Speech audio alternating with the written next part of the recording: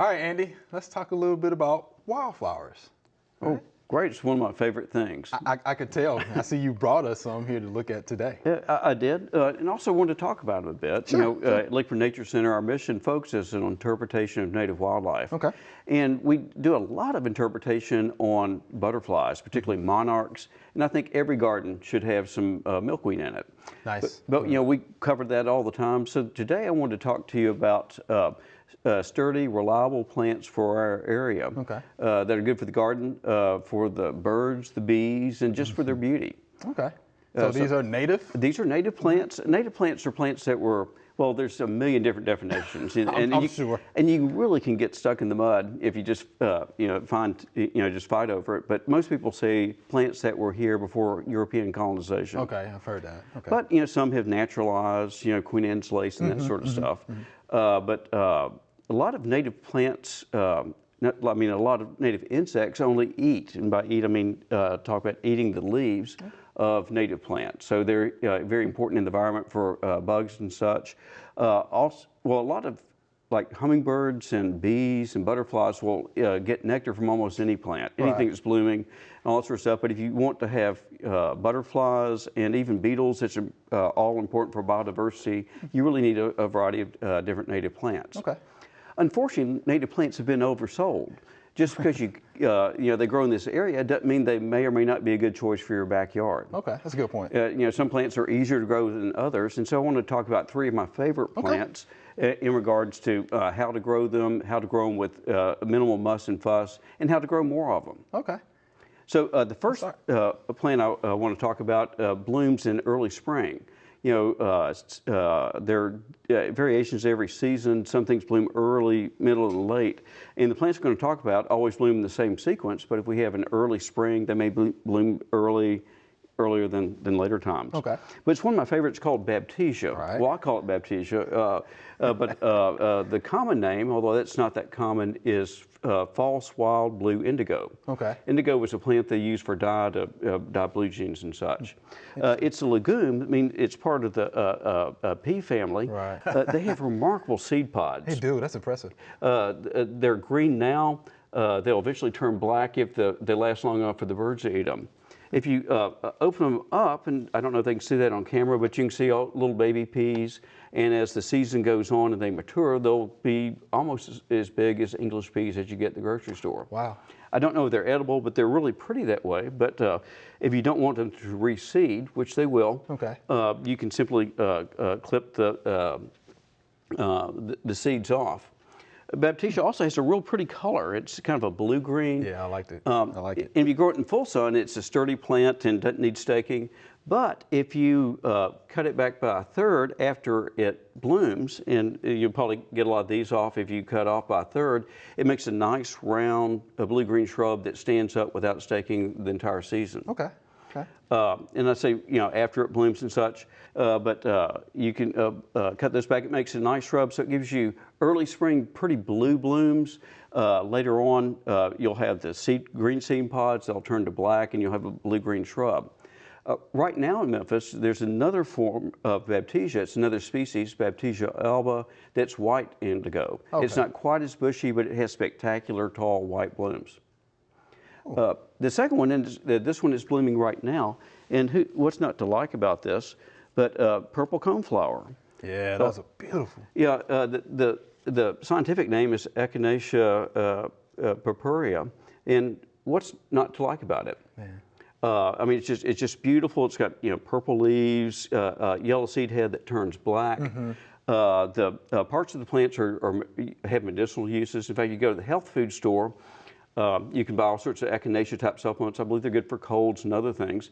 People ask me, well, how can I grow enough of this plant for herbal use? And say, well, you have to have a field.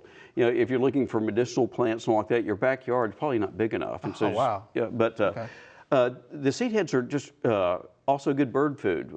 About the time that the seed heads start maturing, the goldfinches are in their breeding plumage. They're brilliant, and it's really something to look in your yard and see them eating the heads of the seed heads of the echinacea.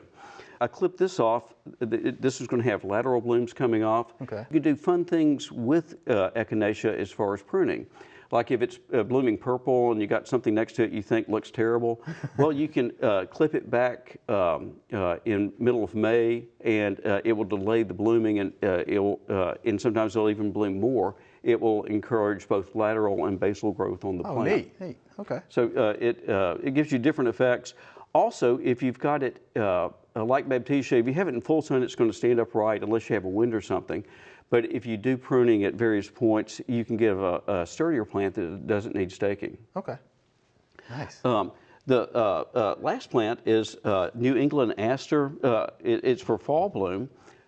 This one is for, I don't know if they'll be able to see it on the camera, but it's just happens to have a single flower. In the fall, these are covered in masses of flowers. Okay. And it's just really spectacular having the blue with the yellow centers. It also gives you a late season food source for bees, monarch butterflies coming through, and that sort of stuff. Just like the other plants, if it's in full sun, it doesn't need as much staking.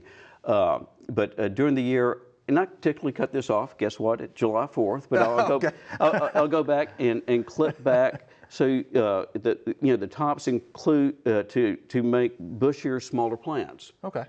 And this particularly important if you get the wild, true New England Aster, because those are 6 foot tall plants. Wow. So a lot of us don't necessarily want or have the room for 6 foot tall plants in your yard.